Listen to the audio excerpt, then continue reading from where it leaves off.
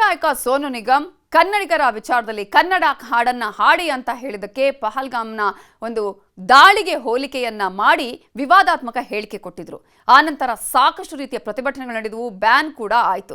ಇದೀಗ ಕೊನೆಗೂ ಸೋನು ನಿಗಮ್ ಸಾರಿ ಕೇಳಿದ್ದಾರೆ. Sorry Karnataka, my love for you is bigger than my ego, love you always ಅನ್ನುವಂತಹ 3 ಸಾಲಿನ ಕ್ಷಮೆಯನ್ನ ಯಾಚಿಸಿದ್ದಾರೆ. ಇದೀಗ ಕೊನೆಗೂ ಕೆಟ್ಟ ಮೇಲೆ ಬುದ್ಧಿ ಬಂತು ಅನ್ನುವ ಹಾಗೆ ಕನ್ನಡಿಗರ ಆಕ್ರೋಶದ ಕಟ್ಟೆ ಒಡೆದ ಮೇಲೆ ಕೊನೆಗೂ ಇದೀಗ ಸೋನು ನಿಗಮ್ ಸಾರಿಯನ್ನ ಕೇಳಿದ್ದಾರೆ. ಆ ಸಾರಿ ಕೇಳೋದಕ್ಕಿಂತ ಮುಂಚೆ ಸೋನು ನಿಗಮ್ ದೊಡ್ಡ ಪೇಜ್ಗಳಲ್ಲಿ ಅನೇಕ ಸ್ಪಷ್ಟನೆಯನ್ನು ಕೊಡುವ ಪ್ರಯತ್ನ ಮಾಡಿದ್ರು.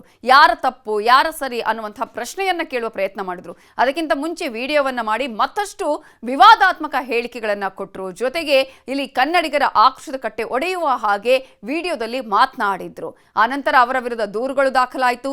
ಪೊಲೀಸರು ಇದೀಗ ನೋಟಿಸ್ ಅನ್ನು ಕೂಡ ಜಾರಿಗೊಳಿಸಿದ್ದಾರೆ. ಕೊನೆಗೂ ಸಾರಿಯನ್ನ ಕೇಳಿದ್ದಾರೆ ಸೋನು ನಿಗಮ್. 3 ಲೈನ್ನಲ್ಲಿ ಸಾರಿ ಕರ್ನಾಟಕ ಅಂತ ಹೇಳಿ ತನ್ನ ಅಹಂಕಾರಕ್ಕಿಂತ ನಿಮ್ಮ ಮೇಲಿನ ಪ್ರೀತಿ ದೊಡ್ಡದು ಅಂತ ಹೇಳಿ ಇದೀಗ ಕ್ಷಮೆ ಯಾಚಿಸಿದ್ದಾರೆ. ಈ ಮೂಲಕ ಕೊನೆಗೂ ಈ ಪ್ರಕರಣದಲ್ಲಿ ಸೋನು ನಿಗಮ್ ಕ್ಷಮೆಯನ್ನ ಯಾಚಿಸುವುದರ ಮೂಲಕ ಮತ್ತೆ ಕನ್ನಡಿಗರ ಪ್ರೀತಿಯನ್ನ ಪಡೆದುಕೊಳ್ತಾರಾ? ಕಾದು ನೋಡಬೇಕು.